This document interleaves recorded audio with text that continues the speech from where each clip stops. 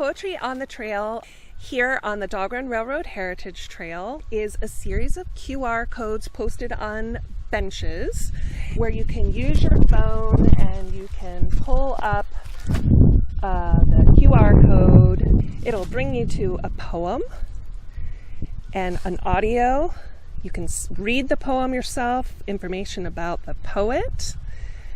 And then I worked with our local Virginia master naturalist to include some natural points of interest. Along each of these benches, you can see there's this gorgeous view of the trail. Yeah.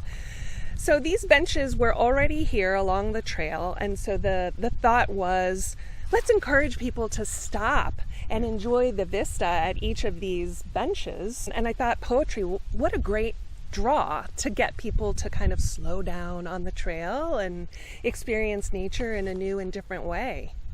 It's perfect. And I mean, and that's there's all kinds of different ways to enjoy nature, and absolutely, this is one of them. Yeah.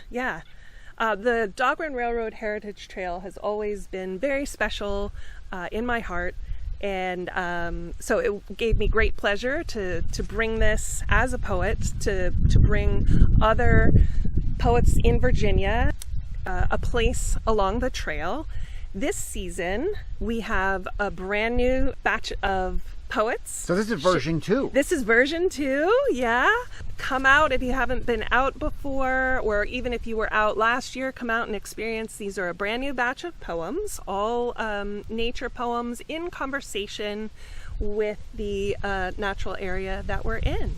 People have just really enjoyed listening to the poems, being able to sit and engage with nature in a brand new way, and it thrills me because that was really the intention of the project. The poets that have been involved are all super excited to be a part of it. Last season we had was the very first time we had done the trail, and we had the poems, and that was wonderful. But we thought the next progression that made sense while you're out here would be you could pull up the poem and be able to listen to it. So we have the poets actually reading their work. This poem does wonderful work with sound play in the language of the poem. But in the fall, we were walking and listening to the shuffle of our feet through the leaves. It's such a fun sensory experience in the fall. So now we can hear the poem in the poet's own words. This is tone problem. Low down ground by the stream acts joyful. Bluebells, trillium, get out of town with your frilled carillon. Pink moon, grass moon, egg moon, there's no call to fling brilliance in this of all springs. I can't even with such beauty, can't explain to the ardent lilac.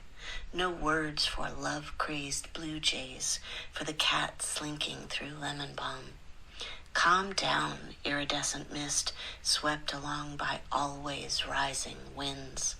The nerve, the outrageous auxiliary verb, may be.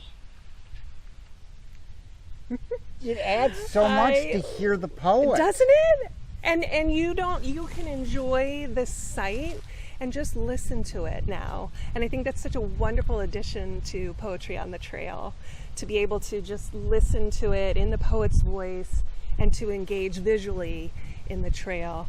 And I mean, the line, love-crazed blue jays, I mean, what wonderful sound play. And even though the poem is about the brilliance of spring, I think fall, similarly with all the bright colored leaves, has that sort of similar overabundance of visual stimuli.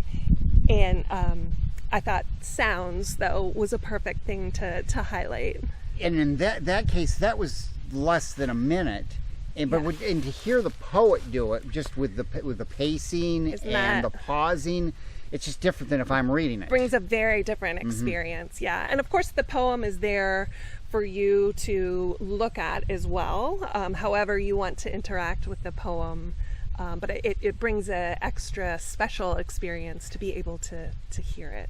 Well, it's just, this is, I said it before, it's such a great use of technology. Yeah. And nature, and how the two can work together. We are, this technology is with us, so we might as well use it to help us stay connected to nature rather than to bring us further away from it. So Poetry on the Trail in King George here on this trail, is this the only one, or is there another one? Great question. So we also expanded this year to a brand new trail down in Norfolk called the Elizabeth River Trail. So you can have the exact same experience with the QR codes. The Elizabeth River Trail utilizes poles, and you can go along their waterfront trail. It's an urban trail, very different from this one, which was very woodsy, but still plenty of nature to engage with down there. And each QR code is exactly like the one that you will find along this trail, with a poem, the audio, and then the information about the poets. And these are all Virginia poets, which also makes me so happy to be able to share with the community. I am sure too that there have been people, and these may be stories that you never hear, but are just hiking the trail, see the QR code, pull their phone out, and surprise, stumble upon it. Yeah. It's I love all the possibilities of interaction. So this trail, it works so well. It does, yeah. And the Elizabeth River Trail also is phenomenal and different from the Dahlgren Railroad Trail. In addition to being a very, very different setting, the Dahlgren Trail is an in and out, one way in. You come in at the Indiantown Road 610 parking lot entrance, which is actually the middle of the Dahlgren Railroad Heritage Trail. The trail in Norfolk, you could actually drive or access those Poetry on the Trail markers, QR codes, many different ways. It's not necessarily a contiguous trail. It's bike accessible, scooter accessible. Part of it is over sidewalks. You can walk, you can drive to some of them, like I said. So it's fun to have a different setting. Feels very playful, and perfect for Poetry on the Trail.